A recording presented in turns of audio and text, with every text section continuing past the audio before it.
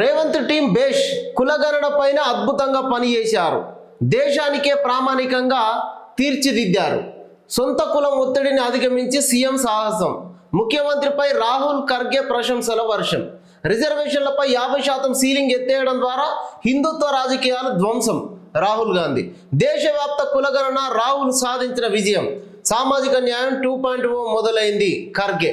ఇది ఈ వార్త చూస్తే బీఆర్ఎస్ పార్టీలకు కడుపులా మండుతుంది, ఒంట్లో ఒత్తిడి పెంచుతుంది. అంటే బీపీ షుగర్లు ఇట్లా పెరుగుతాయి. ఎందుకంటే రేవంత్ రెడ్డి ఎప్పుడు ఢిల్లీకి పోయినా రాహుల్ గాంధీ అపాయింట్మెంట్ ఇస్తలేడు, కాంగ్రెస్ పెద్దలు ఎవరు కూడా కలుస్తలేరు అని మాట్లాడుకొచ్చారు. కొన్ని సార్లు స్టేజ్ల మీదనే కేటీఆర్ తన కడుపున మంట అంతా కూడా ఎల్లగక్కిండు. రాహుల్ గాంధీ రేవంత్ రెడ్డికి అపాయింట్మెంటే ఇస్తలేడని. ఇప్పుడు చూడుర్రి, కళ్ళు పెద్ద చేసుకొని చూడుర్రి, రాహుల్ గాంధీ రేవంత్ రెడ్డిని బేష్ అని మెచ్చుకున్నాడు.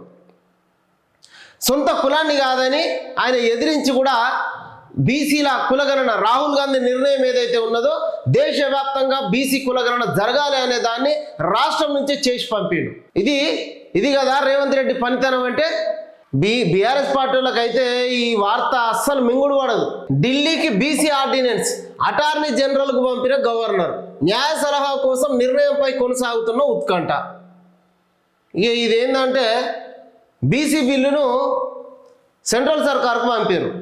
అక్కడ లాయర్ సలహా తీసుకుంటారు. అంటే అటార్నీ జనరల్ సలహా తీసుకోనికి 10 రోజులు తీస్తారు, 10 రోజులు చేస్తారు. అటు ఇంకా దాన్ని ఇంకా పరిశీలిస్తున్నామని చెప్పేసి ఇంకో 10-15 రోజులు జరుపుతారు. బీసీలకు నిజంగా బీసీలకు 42% రిజర్వేషన్ ఇవ్వాలనే ఆలోచన ఉన్నప్పుడు ఖచ్చితంగా చేయొచ్చు.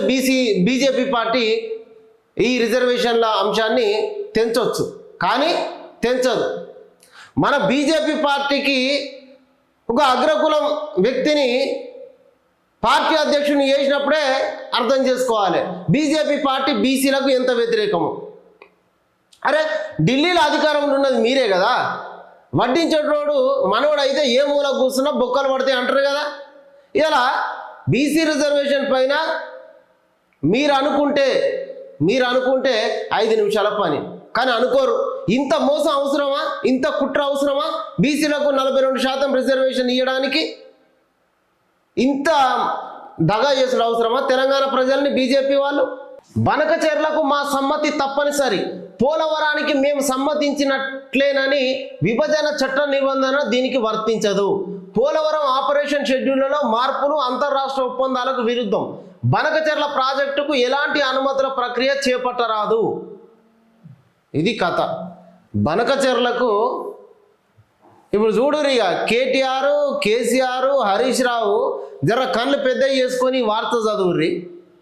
చంద్రబాబు నాయుడు రేవంత్ రెడ్డికి గురువు కాబట్టి తెలంగాణ ప్రయోజనాలను తాకట్టు పెట్టి తెలంగాణ నీళ్లను అక్రమంగా తరలిస్తున్నాడు అని చెప్పేసి ఒర్రిల్లు కదా. ఈ వార్త చూడుర్రి, ఎవరు ఒప్పుకుంటలేరు. మా పర్మిషన్ లేనిది మా నీళ్ళని ఎవరు కూడా తీసుకుపోవద్దని చెప్పేసి రేవంత్ రెడ్డి సర్కారు కర్రకండిగా చెప్పేసింది. మీరు చేపల పులుసుకు ఆశపడ్డట్టు రేవంత్ రెడ్డి బజ్జీలకు, బోండాలకు ఆశపడలే. తెలంగాణ ప్రయోజనాల కోసం నిక్కచ్చిగా నిలబడ్డాడు. మా పర్మిషన్ లేనిది బనకచెర్లకు అనుమతి ఇవ్వద్దని చెప్పేసి కేంద్రానికి కర్రకండిగా చెప్పిండు. ఇప్పుడు బీఆర్ఎస్ లీడర్లు చేతులు విసుక్కుంటారు కావచ్చు, అయ్యా ఎట్లా అని. ఎంత దుమ్మెత్తి పోసినా రేవంత్ రెడ్డి ఎదుర్కొంటున్నాడు. కాంగ్రెస్ పార్టీని ఎంత విమర్శించినా కూడా ప్రజల లోపల ఆయన గెలుస్తున్నాడు అని చెప్పేసి చేతులు విసుక్కుంటారు కావచ్చు. ఎన్నెన్ని అబద్ధాలు ప్రచారం చేసిర్రు.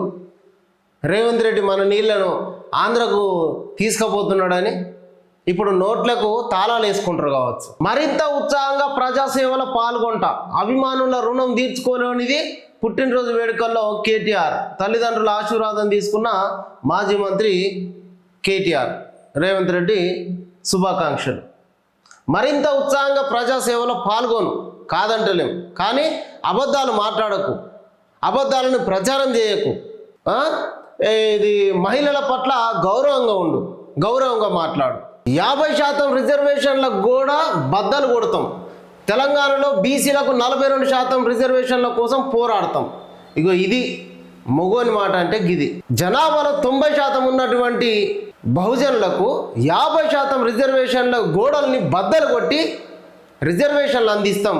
అప్పుడంటే వెనకట అక్షరాస్యత లేకపోయిండే వాళ్ళు ఎంతమంది వెనుకబడిన జాతులు ఉంటే అంత రిజర్వేషన్లు ఉండాలి కదా.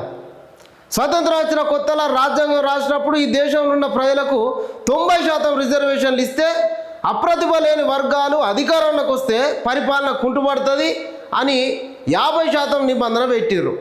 అప్పుడు అక్షరాస్యత లేదు, ఇంత టెక్నాలజీ లేనే లేదు. నిజానికి కొన్ని జాతులకు పరిపాలన అనుభవం కూడా లేదు. అందుకే వాళ్ళు అప్పుడు ఆ ఆలోచన చేసిండ్రు. కానీ ఇప్పుడు ఏమైంది? అక్షరాస్యత పెరిగింది, ఆలోచన శక్తి పెరిగింది.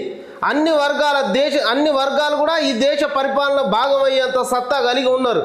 ఇప్పుడు మన టాలెంట్, ప్రతిభ అనేది ఏ ఒక్కరి సొత్తు కాదు. అందరూ కూడా అభివృద్ధిలో భాగమవుతా ఉన్నారు. అందరూ కూడా ఈ దేశాన్ని ఏలే సత్తా కలిగి ఉన్నారు. కాబట్టి చూడుర్రి, మొగోని మాట మాట్లాడండి. 50% రిజర్వేషన్లో కూడా బద్దలు కొడతామని చెప్పేసి చెప్పిండు. ఈ మాట ఆచరణలో తీసుకొచ్చే ప్రయత్నం చేస్తూ ఉన్నాడు.